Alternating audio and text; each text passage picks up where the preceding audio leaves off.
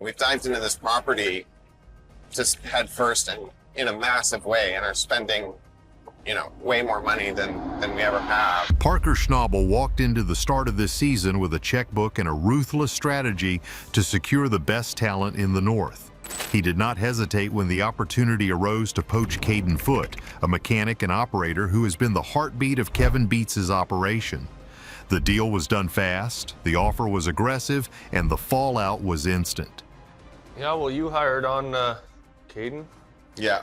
One of Kevin's old employees, right? So is Kevin even going to have a crew left by the time we're done here? This is the second major defection from Team Beets to Team Parker in a row. While Parker stacks his deck for a record run, Kevin is left watching his loyal family crumble apart. Why Parker needed a second Beets alum. The reality of Gold Rush Season 16 is setting in, and the tension is thick enough to cut with a welding torch.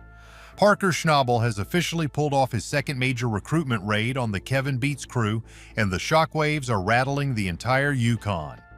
This is not just about filling a job opening. This is about Parker Schnabel recognizing a massive opportunity to secure a turnkey operator who barely needs a briefing to start moving dirt. Parker has successfully poached Caden Foote, a skilled operator and mechanic who has served as a reliable backbone for the Beets operation for years. The pay is so wet, the belt slips on it, that just doesn't pick it up. I don't know why he's choosing to do this, but it's making my patience run thin.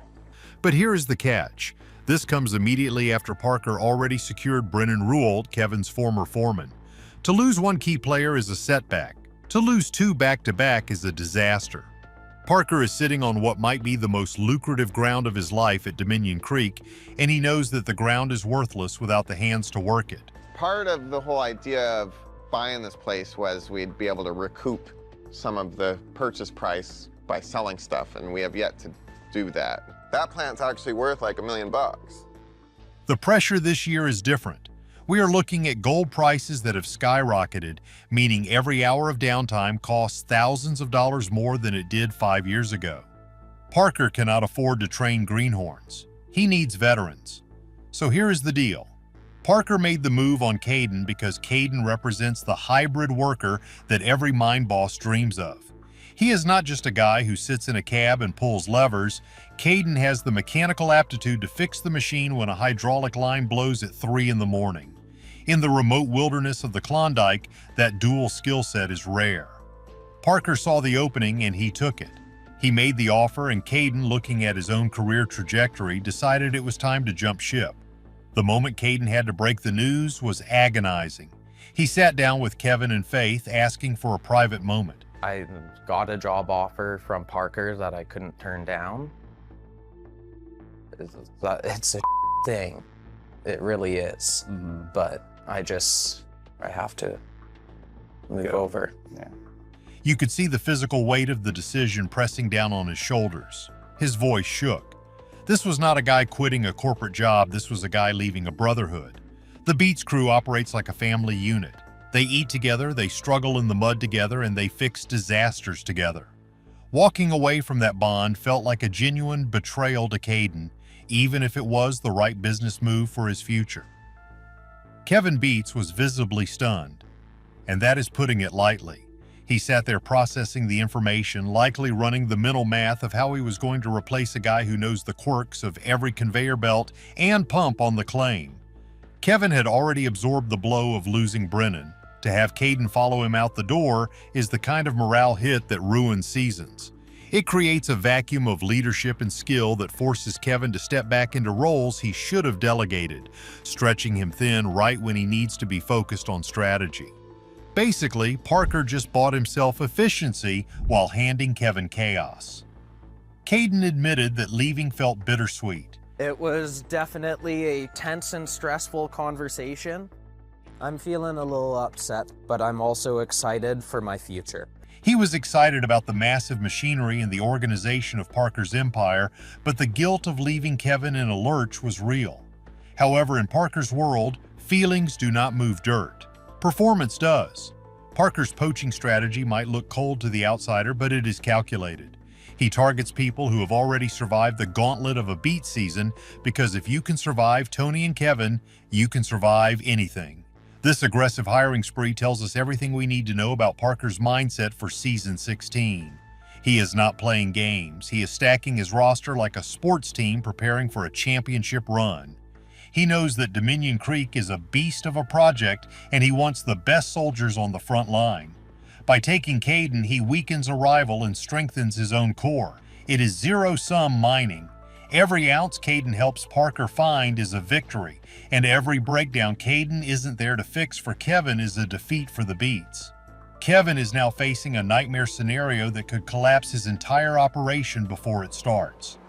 The hidden cost of high gold prices. It is not that simple, though. To understand why Parker is aggressively headhunting from his neighbors, you have to look at the bigger economic picture of the Yukon right now. Gold is sitting at record highs. When the price of the metal goes up, the availability of skilled labor goes down. Everyone with a pulse and a pair of work boots is heading north to try and strike it rich. This creates a massive dilution in the talent pool. The bars in Dawson City are full of guys who claim they can run an excavator, but put them on a 60-ton machine on a steep slope, and they become a liability. Parker Schnabel is running a business that burns through millions of dollars in operational costs. He cannot afford to be a training ground for rookies. When he looks at a guy like Caden Foote, he sees an insurance policy. He sees someone who understands the language of the mine. When a foreman yells that the sluice box is overloaded, Caden knows exactly what valve to turn and what throttle to cut without asking questions. That speed saves gold. Over the course of a 100-day season, those saved minutes add up to hundreds of thousands of dollars. And get this, the ground at Dominion Creek is not forgiving. This is deep, wet, heavy ground that requires massive stripping campaigns. The water management alone is a nightmare. Bringing in a green operator to handle water logistics at Dominion would be self-harm for the project. Parker needs guys who understand water flow, who understand how to build a retention pond that won't burst during a storm. Caden has that experience. He has been in the trenches. He has seen the disasters and knows how to prevent them. The crazy part is that Parker is willing to pay a premium for this peace of mind. Our goal this year is going to be just getting plants running early as we can and keeping them running. People need to understand what the responsibilities and expectations are, and, they need to be met. We are seeing a shift in the industry where the top operators are becoming free agents, moving to the highest bidder. Parker has the deepest pockets in the game right now, and he is using that financial leverage to curate a dream team. It creates a positive feedback loop for him. Better crew means more gold. More gold means more money to hire better crew. For the smaller operations, or the family-run operations like the Beets, this is a terrifying cycle to compete against. Everyone is obsessed with the gold totals at the end of the episode, but the real war is fought in the hiring process months before the first flake hits the jar. We do have a big crew this year, a bunch of new people. Tyson has a lot of training to do. People need to understand what the expectations are and when they're doing things wrong, and if they can't correct it, then we need to get rid of it, which is always a challenge. Parker knows that if he controls the labor market, he controls the season. By taking Caden, he effectively removes a high-level troubleshooter from the board. If Kevin Beets runs into a catastrophic plant failure, he no longer has Caden to rely on. That means Kevin has to do it himself, taking him away from managing the cut. It is a domino effect that Parker is all too aware of. Also, we have to look at the machinery aspect. Parker runs some of the biggest custom wash plants in North America. These are not off-the-shelf units. They are Frankensteins of steel and water that require constant tuning. Caden's background as a mechanic makes him invaluable here. A driver drives, but a mechanic operator preserves the machine. He hears the bearing grinding before it shatters. He sees the belt fraying before it snaps. Roller on the feeder, the drive wheel was spinning, but the belt wasn't. It's soaking wet. So I shut everything down. Parker is not just hiring a driver, he is hiring preventative maintenance. So here's the deal with the betrayal aspect. In the old days of the Klondike, you stuck with your crew until the gold ran out. But modern mining has become so corporate, so driven by the bottom line that those old codes of honor are eroding. Parker is the face of this new generation. He is strictly business. He does not care if it hurts Kevin's feelings. He cares if it helps his profit margin. It is a cold, hard calculation. With his dream team assembled, Parker is about to push his machinery harder than ever before. Can Kevin survive the season? Yeah, about that. While Parker is high-fiving his new recruits, Kevin Beets is standing in the wreckage of his organizational chart. Losing Brennan was like losing a right arm. Losing Caden is like losing the left leg. Kevin is now trying to run a marathon on one leg. The Beets operation has always relied on a tight, small circle of trust. They do not have the army of staff that Parker has. When they lose two key figures, it represents a 30 or 40% loss in their core competency. We unfortunately lost Caden. Yeah. Really? Yeah. That kind of sucks. I thought he was quite happy here. Some things didn't quite work out, so he moved over to Parker's. You know how I look at that, right? There's always other people. Nobody cares. Get the next one, right? What most people don't realize is the psychological impact this has on the remaining crew. When you see your best guys leaving for the enemy camp, it breeds doubt. The remaining deckhands start to wonder, why are they leaving? Does Parker know something we don't? Is this ship sinking? It is a poison that spreads through the camp. Kevin now has to work double time not just to move dirt, but to keep morale from hitting rock bottom. He has to project confidence while he is internally panicking about how to cover the shifts. It's a bit of a shock. I did not really expect him to vamos between losing Brennan and Caden. Like, it's gonna make the 2,000-ounce goal a lot more work. Kevin is a brilliant mechanic and a smart miner, but he is only one man. He cannot be in the excavator, in the wash plant, and fixing the loader all at the same time. Caden was his multiplier. Caden was the guy who allowed Kevin to sleep for 4 hours a night instead of 2. Without him, Kevin is facing a season of absolute exhaustion, and we know from history that exhaustion leads to mistakes. Mistakes in heavy machinery lead to accidents. The safety margin for the Beets operation has just razor thinned, and that is putting it lightly. The specific role Caden filled, the fixer, is the hardest to recruit. You can find a guy to drive a rock truck in a day. You can find a guy to spray water at rocks. But finding a guy who can weld a cracked boom in the mud at 40 below zero, that is a unicorn. Kevin now has to scour the bottom of the barrel or pay an exorbitant rate to bring in a mercenary mechanic who doesn't know the team and doesn't care about the family legacy. There is also the wild theory floating around that this might force Kevin to merge operations closer to his father Tony just to survive.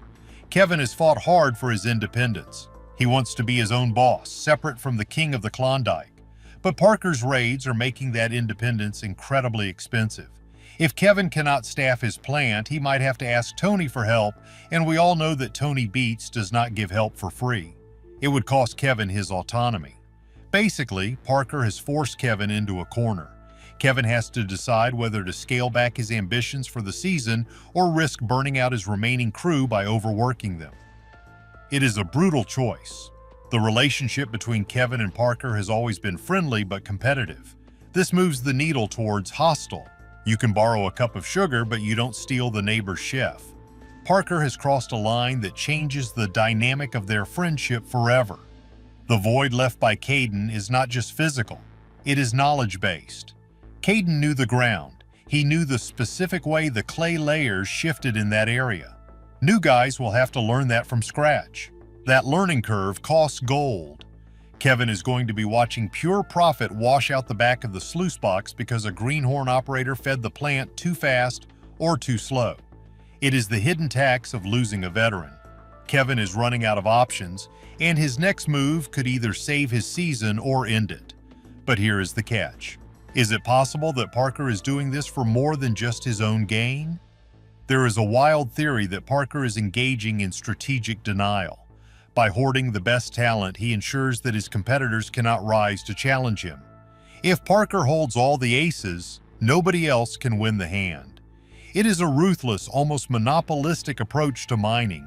If he cripples Kevin's ability to produce, That is one less person competing for land, one less person competing for water licenses, and one less person driving up the cost of fuel and parts. However, there is a risk for Parker too. Assembling a dream team of alphas can backfire. Caden and Brennan are used to having a certain amount of authority. Now they are small fish in Parker's big pond. They have to adapt to Parker's systems, Parker's foreman, and Parker's way of doing things. We have seen it before where talented miners clash because everyone thinks they know the best way to do the job. Parker is betting that his management style can contain these egos, but it is a fragile balance.